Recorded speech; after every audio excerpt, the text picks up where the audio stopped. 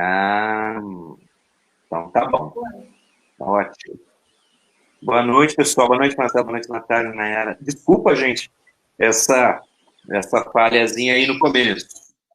É sempre meio imprevisível. Mas parece que está todo mundo me ouvindo bem agora, né?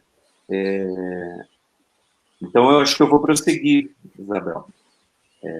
Já perdemos bastante tempo, né? Siga, Márcio, então, siga fazendo aquela retrospectiva que a gente Isso. combinou de início. Pessoal, a gente tem uma retrospectiva, tá bom?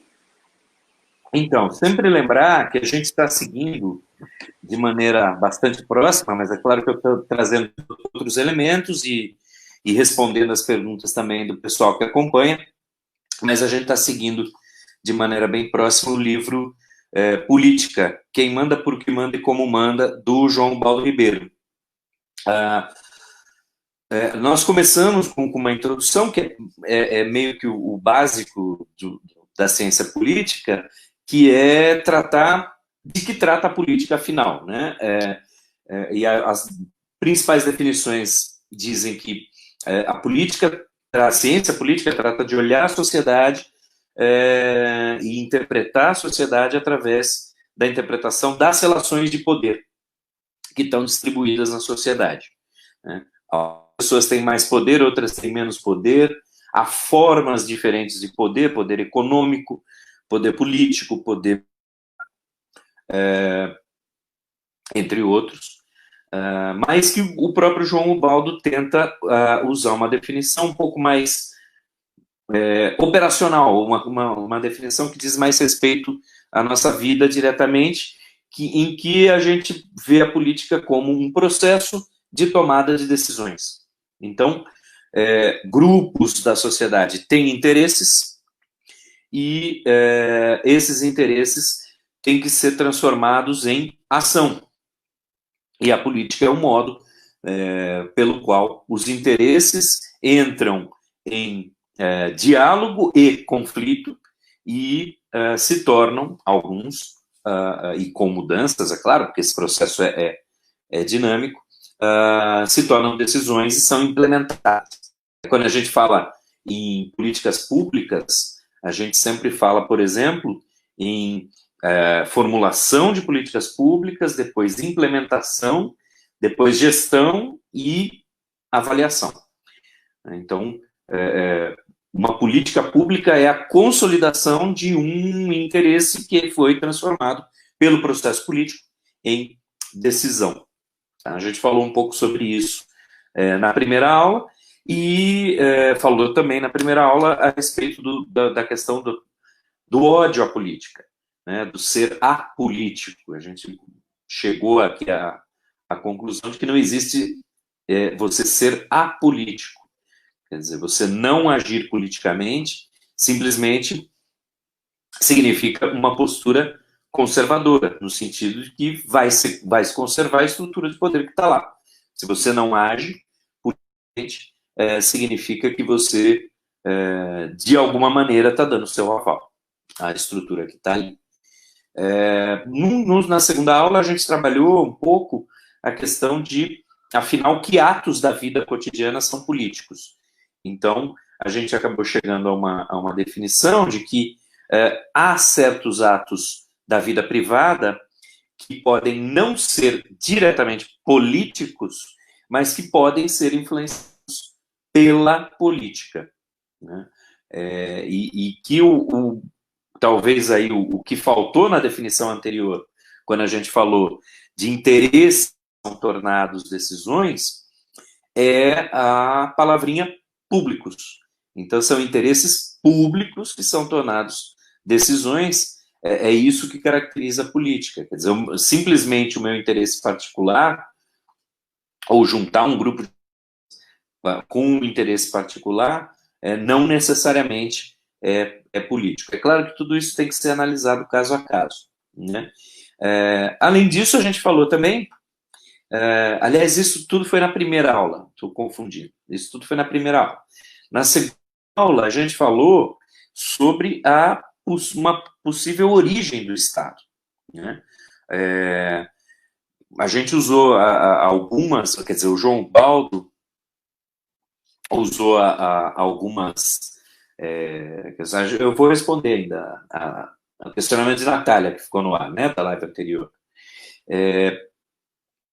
A gente usou, a gente, seguindo o João Baldo, usamos algumas teorias, alguma coisa de Durkheim, alguma coisa de Engels, para um cenário em que, imaginando uma sociedade mais simples, que começa a se complexificar e começa a gerar instituições. Então, você começa a ter a especialização de pessoas em determinadas funções. Alguém passa a ser o guerreiro, ele não precisa mais ir atrás do seu alimento, porque essa sociedade já se tornou complexa o suficiente para gerar excedente de bens e de alimentos. O que sobra a mais do que é necessário simplesmente para todos sobreviverem.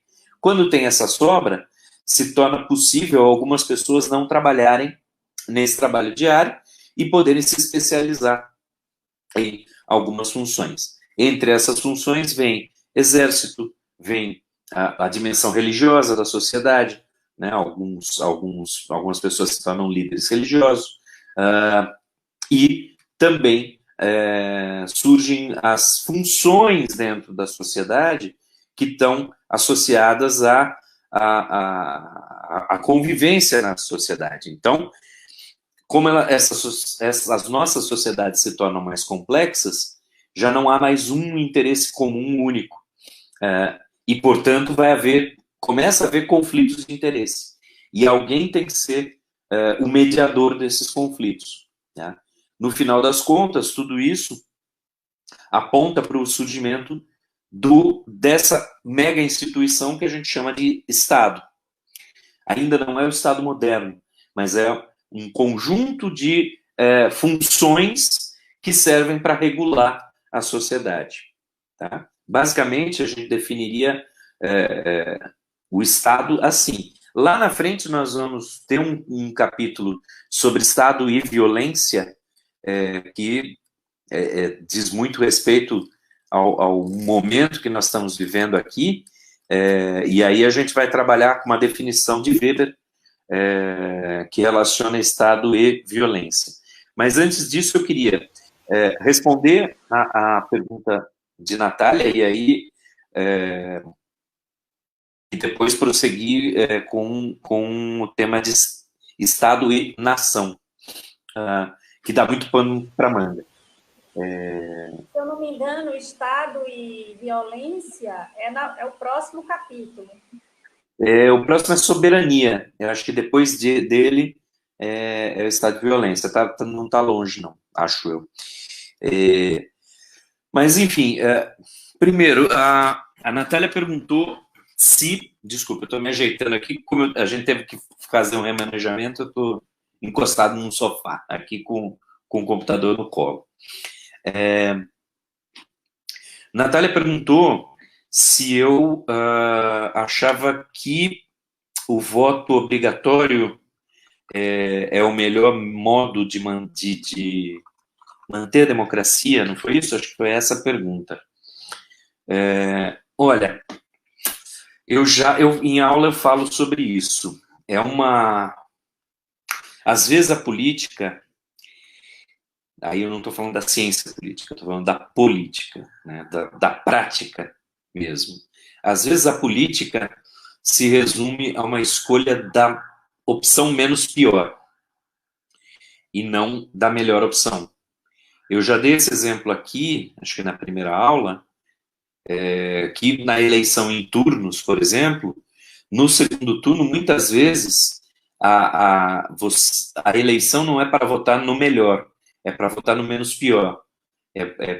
Muita gente, a maior parte das pessoas acaba votando, quando é um contra o outro, acaba votando mais contra do que a favor. Olha, eu nem gosto tanto desse aqui, mas aquele lá não dá. Tá? E então, muitas vezes na vida política, a gente é confrontado com isso. qual é a escolha menos pior. E aí, nesse caso do voto obrigatório, eu acho que para o Brasil, ainda o voto obrigatório é a opção menos pior. Tá? Por que eu digo isso? Porque nós somos um país ainda muito grande, ainda um país muito grande e ainda com situações muito fortes de desmandos e de currais eleitorais, por exemplo. Tá? Então, quando a gente pensa a gente pensa em liberar o voto, não é mais obrigatório. Isso me parece mais democrático mesmo, me parece. Porém, quando a gente pensa nisso, a gente está pensando em uma perspectiva, eu não vou nem dizer de uma classe média, mas de uma situação urbana, de uma situação em que a gente está ignorando, por exemplo, a existência de zonas eleitorais lá no mundo rural, lá na zona rural, que tem meia dúzia de casas naquela zona. Então, como o processo exige uma certa transparência, o voto é secreto, mas é necessário conferir, por exemplo, ter a possibilidade de conferir relatórios de urna, então eu posso acabar tendo situações, se eu liberar, vamos dizer assim, vamos supor que o voto não é mais obrigatório, tá? Mas tem um político, um determinado político num rincão aí do país que tem um curral eleitoral e chega lá numa comunidade que tem, sei lá, uma dúzia de casas e fala, olha, todo mundo aqui tem que votar em mim. Tá?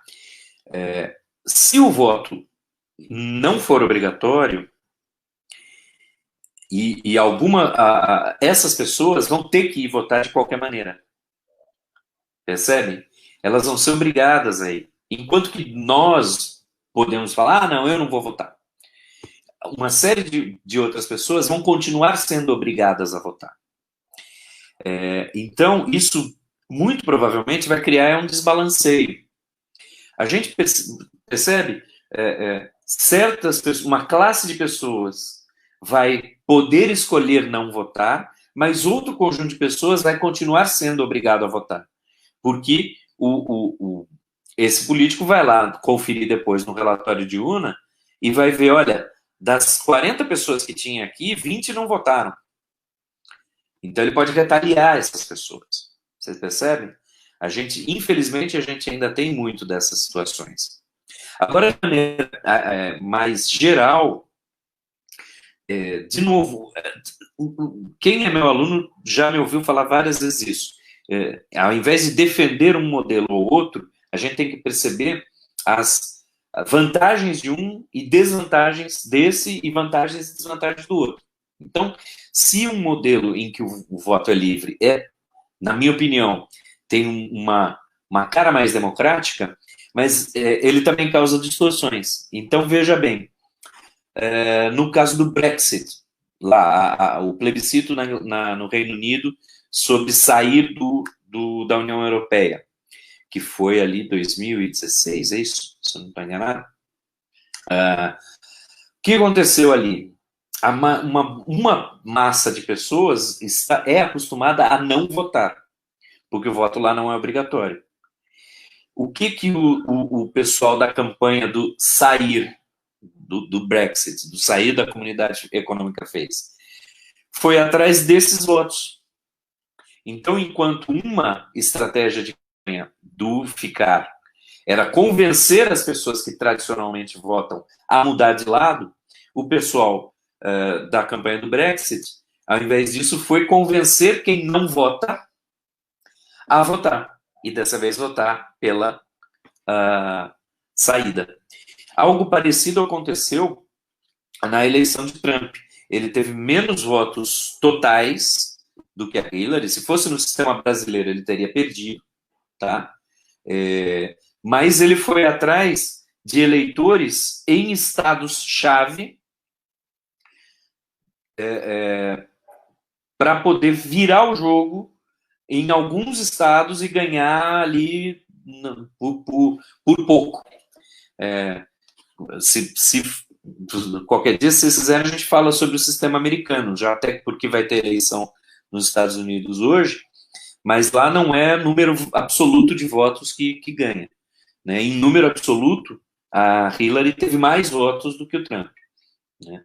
Em números absolutos, o Al Gore lá atrás teve mais votos que o Bush filho. Né? Mas o sistema lá é um pouco diferente. Mas, em resumo, o voto não obrigatório também causa distorções nesse sentido. Só para dar um último exemplo, que está no documentário Privacidade Vigiada, eu acho, que está na Netflix, sobre a Cambridge Analytica, que era aquela empresa que usava dados do Facebook para fazer mudança política, tal. Eles mesmo, no vídeo institucional deles, eles contam essa história. Trinidad e Tobago tem uma comunidade bem dividida entre negros e descendentes de indianos. Eu nem sabia disso, eu vou confessar para vocês. Apesar de ser uma ilha aqui da nossa América Latina, eu não fazia ideia disso. E aí, numa certa eleição, aqui em 2016 também, se eu não me engano, eu não lembro se é para presidente ou se lá eles são parlamentaristas, não lembro. Mas tem um partido para cada uma desses grupos. O partido mais dos negros e o partido mais dos jovens indianos. Pois bem, o partido dos descendentes indianos contrata a Cambridge Analytica para fazer sua campanha. O que a Cambridge Analytica faz? Ao invés de montar uma campanha para convencer os jovens indianos, ela faz uma campanha que aparentemente não tem política e começa a jogar na rede uma rebelião dos jovens negros, tentando mostrar que não votar é uma mostra de que você está contra esse sistema. Então, basicamente, o que a Cambridge Analytica fez foi uma campanha escondida, como se não fosse eleitoral, tá? Tentando convencer os jovens negros a não votarem. E isso pegou tanto que os próprios jovens começaram a desenvolver uma série de músicas e desenvolveram esse símbolo aqui, que é um X, né, de não vou votar. E faziam musiquinhas e danças com não vou votar, não vou votar. E o resultado disso foi que o grupo indiano ganhou, porque ganhou por uma margem pequena de votos, acho que foram 4%, 6% que foi falado ali, mas porque 40% dos jovens negros não foram votar. Tá? Então, eu estou falando de todas essas histórias para dizer que nunca tem resposta simples. É melhor o voto obrigatório ou não? Não tem resposta simples. O voto obrigatório tem desvantagens claras, mas o voto não obrigatório também tem desvantagens claras. É interessante o que você está trazendo, Márcio, porque aqui no Brasil também tem mais ou menos alguma coisa em relação a isso. Muita gente, e a última eleição de 2018, isso ficou muito evidenciado, as pessoas não votam ou votam nulo, ou vão para como um protesto. Assim, eu não vou votar, ninguém merece meu voto, e aí não vai. Ou vota nulo. Né? Então, também é uma ilusão achar que isso isso é válido. Mas se analisa isso aqui no Brasil, essas pessoas que votam nulo ou que se abstêm, que não vão lá votar com essa justificativa, que é como se fosse um protesto contra os políticos de uma forma geral. Bom, olha, até antes da Constituição de 88, tinha um dispositivo, eu posso estar redondamente enganado, mas eu acho que tinha um dispositivo que jogava os votos em branco na contabilidade final do vencedor. Então, o voto em branco não fazia diferença, mas ele inflava o resultado final de quem ganhou, tá? Até hoje correm boatos de Facebook dizendo não vote branco, porque o branco vai para o... Não tem mais isso. O voto branco é simplesmente não válido. Acabou. Lá na estatística final, quando você está falando dos votos dos candidatos, está falando de votos válidos, tá? E aí tem uma estatística para votos brancos e nulos. Então, como nessa época o branco inflava o resultado do vencedor, teve uma onda muito grande de votos nulos. Na década de 80, e aí eu gostava muito, eu tenho pena dessa juventude que não teve uma cédula de papel para poder escrever o seu voto nulo. Votar nulo hoje é apertar 99.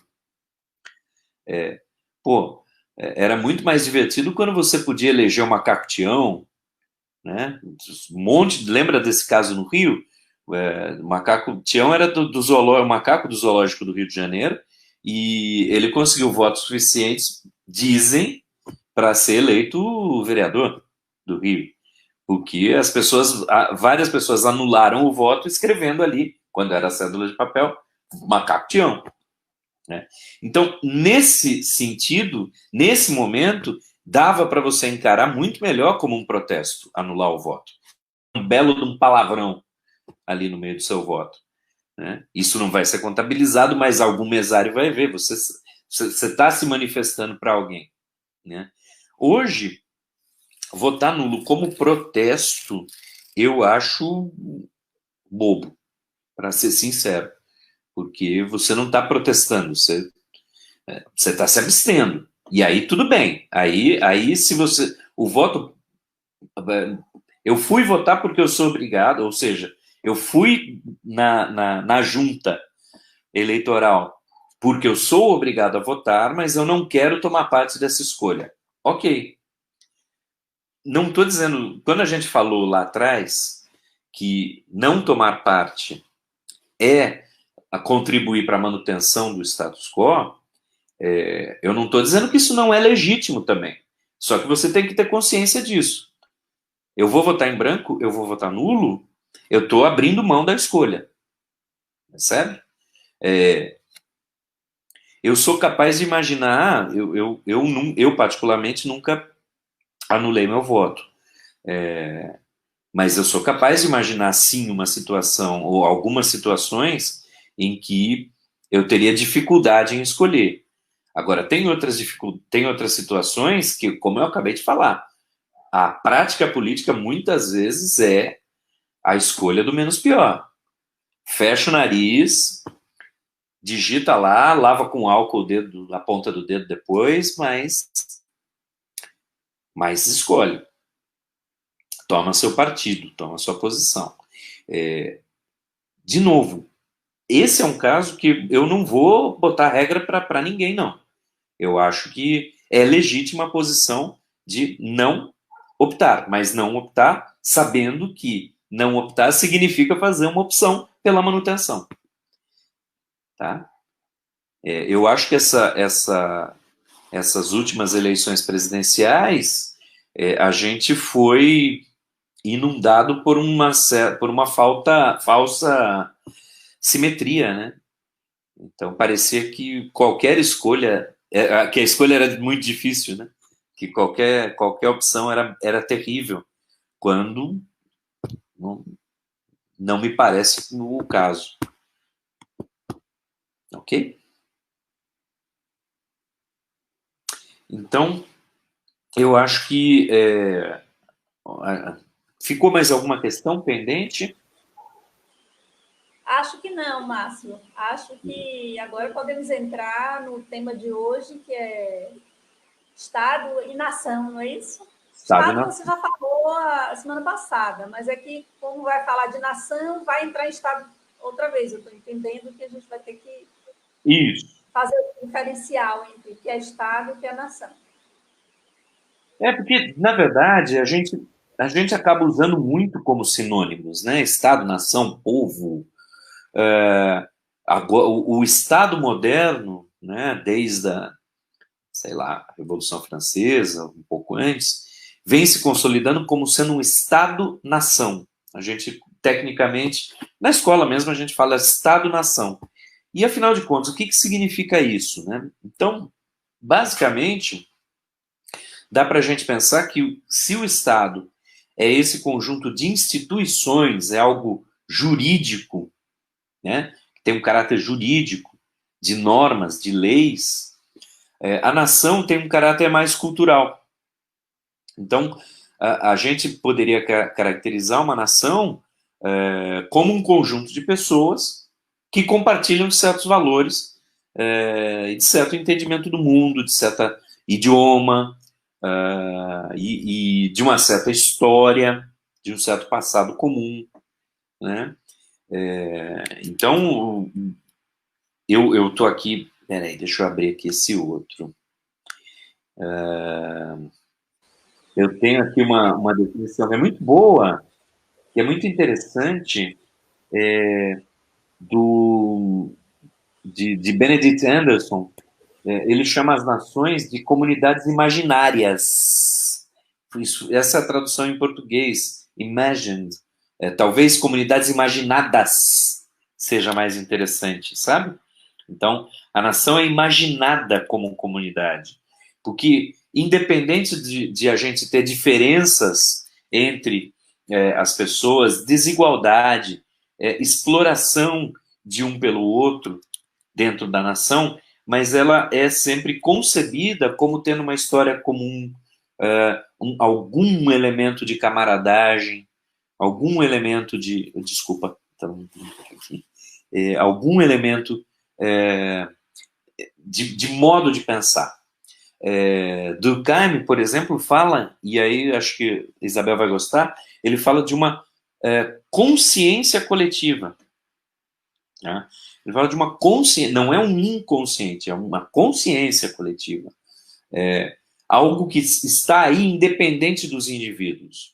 Quer dizer, os indivíduos passam e essa consciência permanece.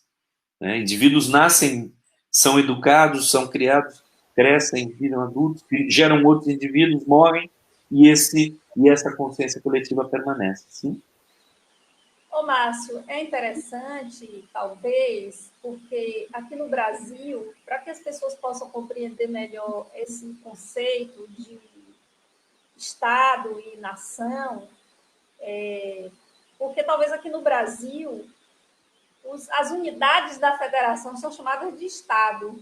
Isso. Estado da Bahia, Estado do Rio Grande do Sul, Estado... talvez fosse interessante clarear de uma forma ainda mais didática, né? Estado como esse conjunto de ordenamento da sociedade, né? Jurídico. Esse com letra maiúscula.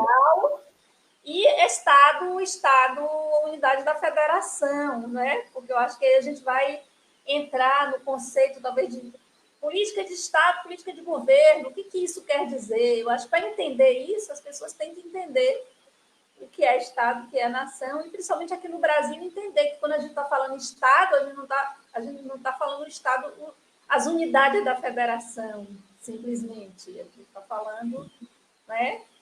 Embora eu não sei como é que fica, aí queria que você falasse sobre isso, porque as unidades da federação no Brasil, elas têm ordenamento próprio também. Embora exista a unidade federativa, né, o instância federal, mas os estados, Estado da Bahia, o estado aí no sentido da divisão territorial das unidades, eles também têm um certo ordenamento próprio.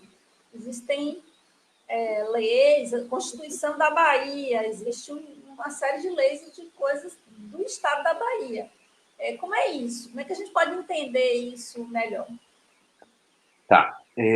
Bom, por que a gente fala em unidades da federação? Porque antigamente tinha os territórios, que não eram estados, mas eram unidades, quer dizer, recortadas com uma fronteira, por exemplo, Rondônia, Roraima e Rondônia, Roraima e Amapá, se eu não estou enganado, eram territórios até a Constituição de 88.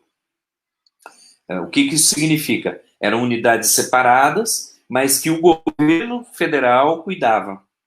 Então, a gente usa esse nome genérico unidade da federação porque existiam vários tipos. Ainda hoje existem. Você tem os estados e você tem o Distrito Federal, aquele retângulozinho no meio de Goiás, onde tem Brasília. O Distrito Federal não é um estado, né? Ele é uma unidade da federação, como os estados. Então, acho que a primeira diferenciação é essa. Mas não é só no Brasil. Pense em United States of America, Estados Unidos da América.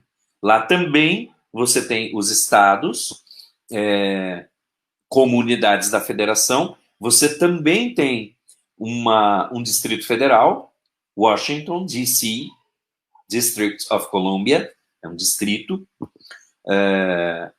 E você também, e lá, como era aqui, tem Estados Unidos no nome. Não sei se vocês sabem, quem é um pouco mais experiente vai se lembrar de uma época em que o Brasil era chamado de Estados Unidos do Brasil, né? Se eu não me engano, ali a partir da era Vargas, o Brasil passou a ser chamado Estados Unidos do Brasil. Eu me lembro de estar... Eu fiz um curso rápido na Inglaterra, no final da adolescência, e peguei um livro antigo de história lá. Eu estava numa escola internacional, então tinha pessoal de Taiwan, da China, do Irã, Iraque, Jordânia, um monte de gente. Meu melhor amigo era um sudanês. E eles tiraram um saco enorme da minha cara quando a gente abriu o livro de história, de geografia, porque tem os United States of America, USA, e o Brasil era United States of Brazil, USB. Tem o USA e o USB, que era o Brasil. Quer dizer, a gente era também Estados Unidos. Tá? Isso mudou depois. Essa pergunta é boa. Nordeste, me acolha. Não me extraditem se vocês separarem, tá? Mas depois a gente fala sobre isso. Olha só. Então, primeira diferenciação é essa. Estado com E maiúsculo é essa instituição que está no território nacional todo. Tá? Que tem outros territórios, por exemplo, cada Estado-nação tem o seu Estado com E maiúsculo. Então, e você tem os estados como unidades da federação. Aí é um E minúsculo. O Estado da Bahia. Muito bem. Além disso, outra confusão que é complicada nos governos presidencialistas é entre Estado e governo. Por que eu digo nos países presidencialistas? Porque, por exemplo, numa monarquia parlamentarista como a Inglaterra, você tem a rainha, que é a chefe de Estado, e o primeiro-ministro, que é o chefe de governo. Essas figuras são separadas. O Estado representa algo que os governos passam, mas o Estado permanece. Tá? Essa é a função lá de uma monarquia. Mesmo não sendo uma monarquia, você tem, por exemplo, outros países parlamentaristas em que você tem um presidente, que é o chefe de Estado, e um primeiro-ministro, que é o chefe de governo. Normalmente, esse presidente vai representar o país. Vai ser um símbolo do país, vai representar o país no exterior, etc. E o chefe de governo monta o gabinete de governo, ministérios, etc., e cuida da cozinha. No Brasil e nos Estados Unidos também, né, países presidencialistas num sentido mais forte, o presidente é o chefe de Estado e de governo. Então, isso dificulta para a gente separar o que é Estado de governo. Né? O que é uma política de Estado e o que é uma política de governo. Muitas vezes a gente tem essa dificuldade. E é claro que muitas vezes os presidentes do dia fazem questão de confundir esses conceitos. né? Fazem política de um governo, mas tentam dizer que é uma política de Estado, tá? Então, por exemplo, vamos pensar aqui numa lei de cotas, tá? Que foi aprovada em 2012. Ela foi aprovada em 2012 para ser revista em 2022. Eu não sei se isso já mudou, mas a redação original era essa: valeria por 10 anos e seria revista em 2022. Quando você faz uma lei assim, ela não é de governo, porque ela vai ultrapassar governos. Ela vai valer para vários governos. Então, ela tem um escopo que é um escopo de Estado, tá? Enquanto que alterações em Constituição, né, emendas constitucionais, são feitas dentro de governos, dentro de legislaturas, mas servem para além dos governos. Aí você citou que os estados têm sua autonomia.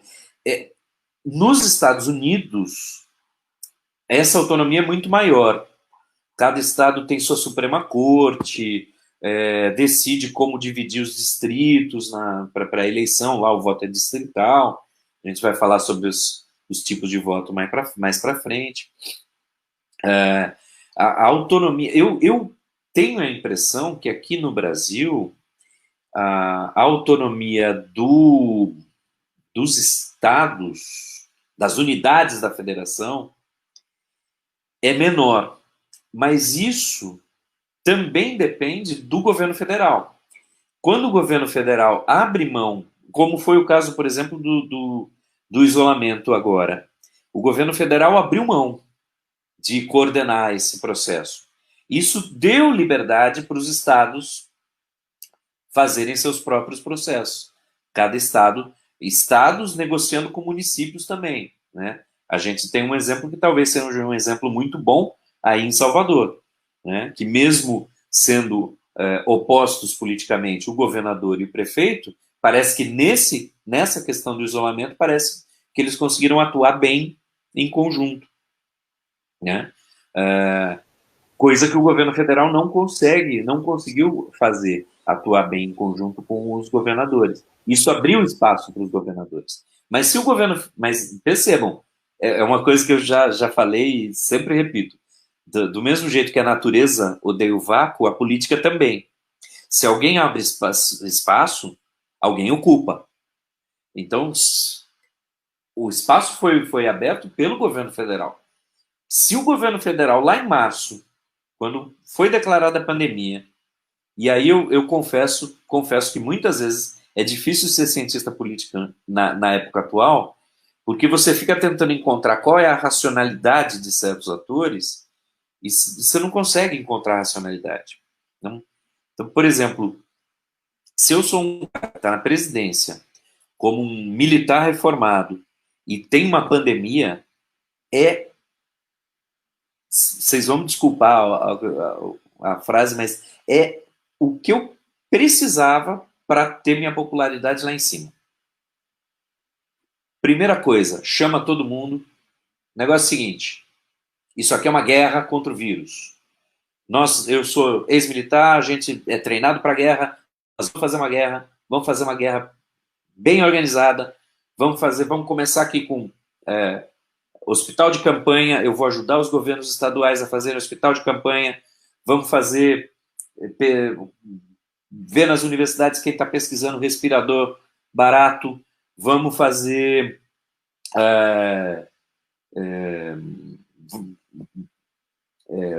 reconversão industrial.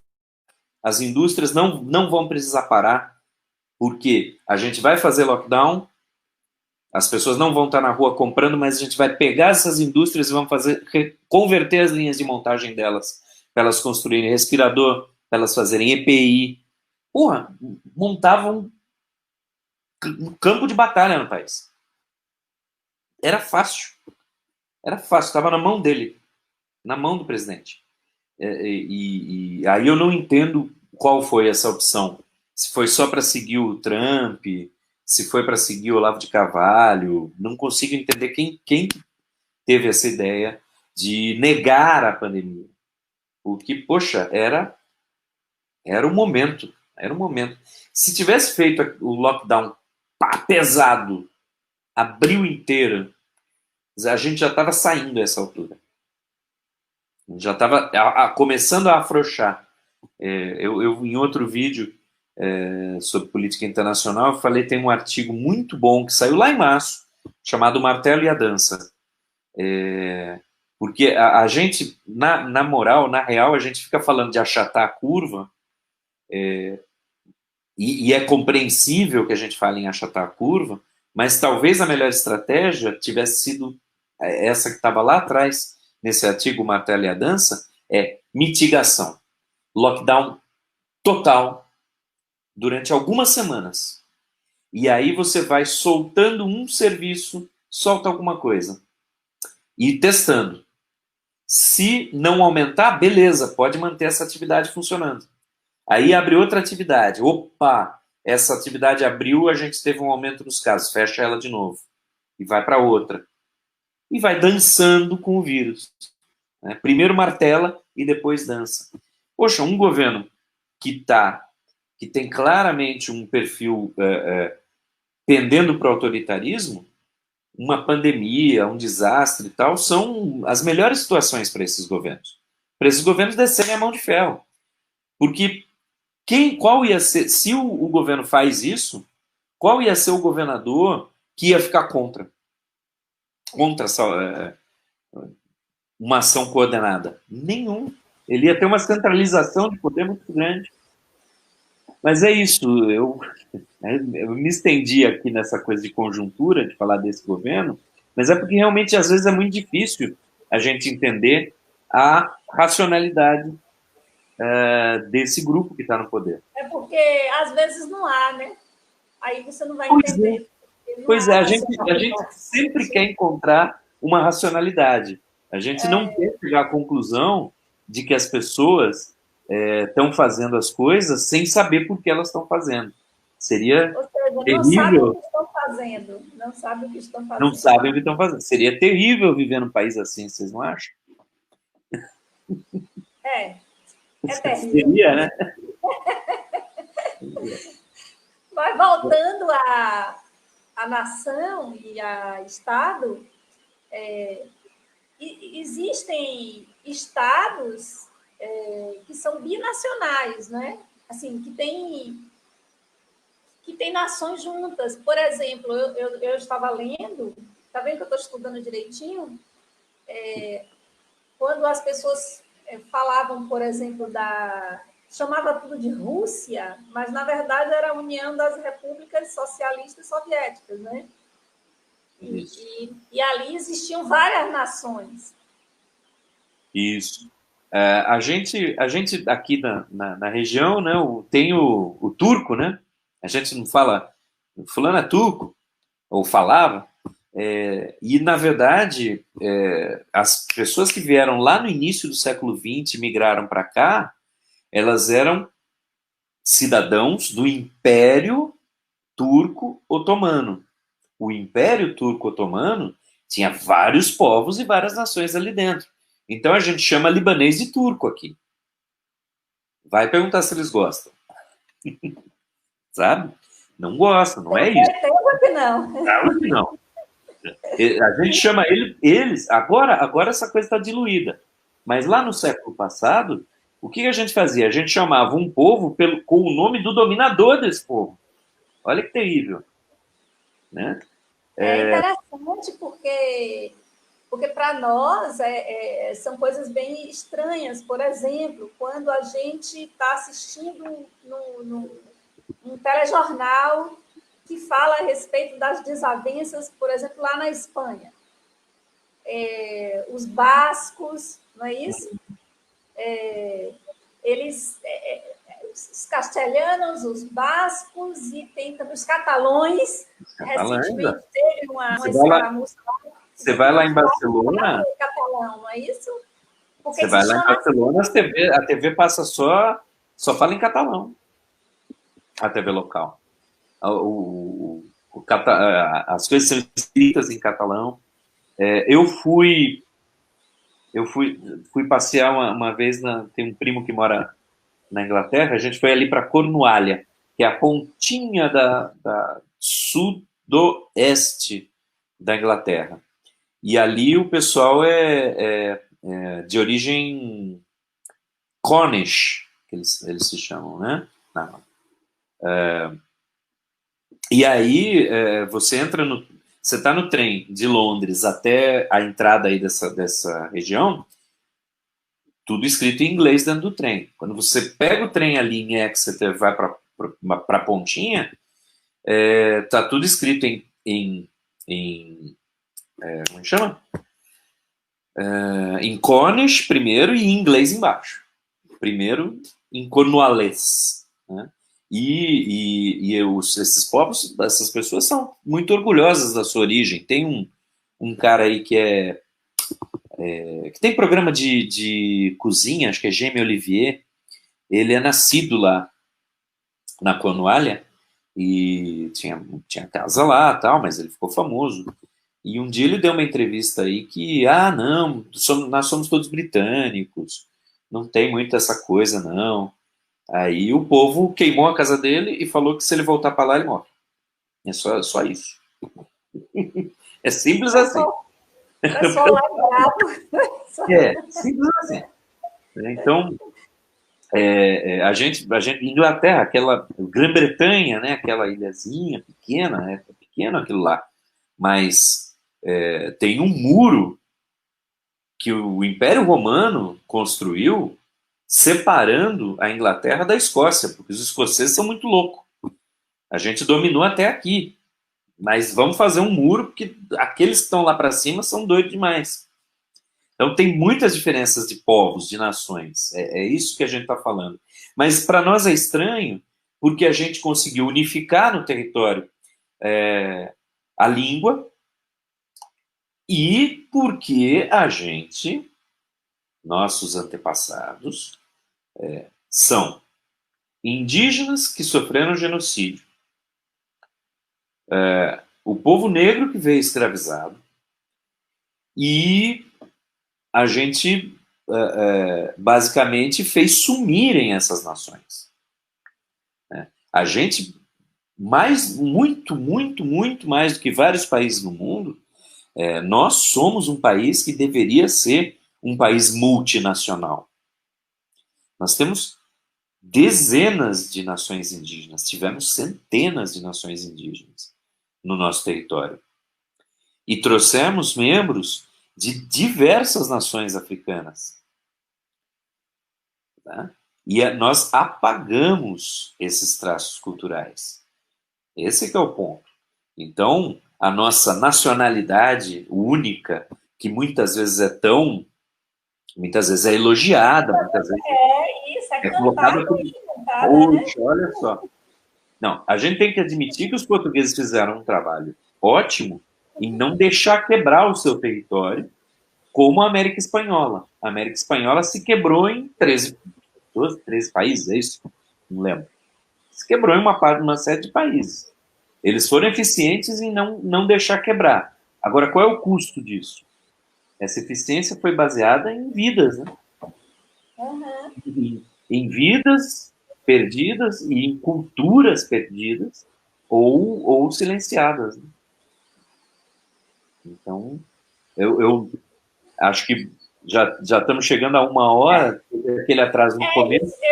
Eu ia sinalizar para você que nós estamos a 3 minutos do final. Então, eu acho que... para você fazer as considerações finais. Eu segurei a onda aqui, porque a gente já começa a embalar, né? Quando a gente começa a falar desse tipo de coisa. É gostoso falar sobre isso, é legal a gente entender... quando a gente está vendo certos movimentos no mundo, por que essas pessoas brigam, por que tem essa confusão, por que querem separar? Para o brasileiro, em geral, isso é difícil de entender.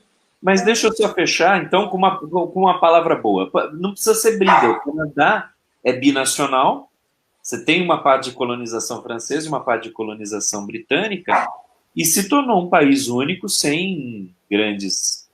Hoje, sem grandes tretas. É claro que houve conflitos nesses momentos iniciais, né?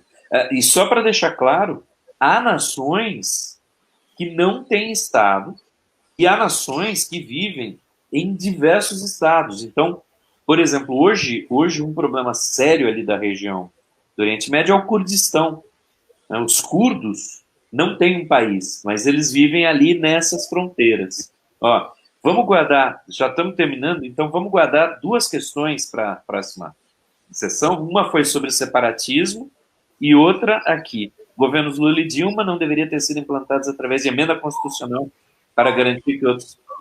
Ótima pergunta. A gente responde na próxima quinta-feira, já essas duas. Isso, Bela Almeida, a gente abre na próxima semana respondendo sua pergunta, tá bom? Márcio, por favor, desculpa. Não, é isso. E aí, semana que vem, a gente... eu já fico mais preparado aqui para não ter aqueles probleminhas do começo. E a gente termina o papo sobre nação e já engata sobre soberania e possivelmente Estado e violência, porque, na verdade, pelo menos uma dessas perguntas vai suscitar isso. Tá bom? Agradecer o pessoal que está acompanhando. Agradecer a Isabel sempre pelo convite. Gente, muito obrigada. Obrigada, Márcio. Você é sempre super didático, esclarecedor. O pessoal que está acompanhando. E informar que todo esse papo aqui fica lá no meu canal. Então, é gravado e fica lá à disposição, tanto para vocês ouvirem de novo, se quiserem, quanto para compartilharem. Então, podem ir lá no canal e curtir. E só para dizer que eu vou colocar, nesse fim de semana, eu vou pegar do seu canal e vou colocar no meu também, tá? E lembrem que tem as questões. Quem precisar de certificado, vai lá, preenche o Google Forms, é o mesmo endereço, a gente põe de novo aqui nessa postagem, põe em cada postagem, preenche, responder uma questãozinha, pelo menos, por dia. Quem quiser pode abrir lá e responder as questões, porque me interessa muito poder bater papo sobre as respostas. Muito obrigado. Pessoal, obrigada, Márcio, obrigada a todos vocês que participaram, né? Na próxima quinta, às 21 horas, estaremos aqui novamente com o nosso curso de política, tá? Grande beijo. Eu vou fazer meu jabá. Eu vou fazer meu jabá com mais firmeza. No YouTube é simples. É simples. YouTube, só procurar Carvalho Mave. Carvalho MAV. Mas eu vou deixar o endereço tranquilo.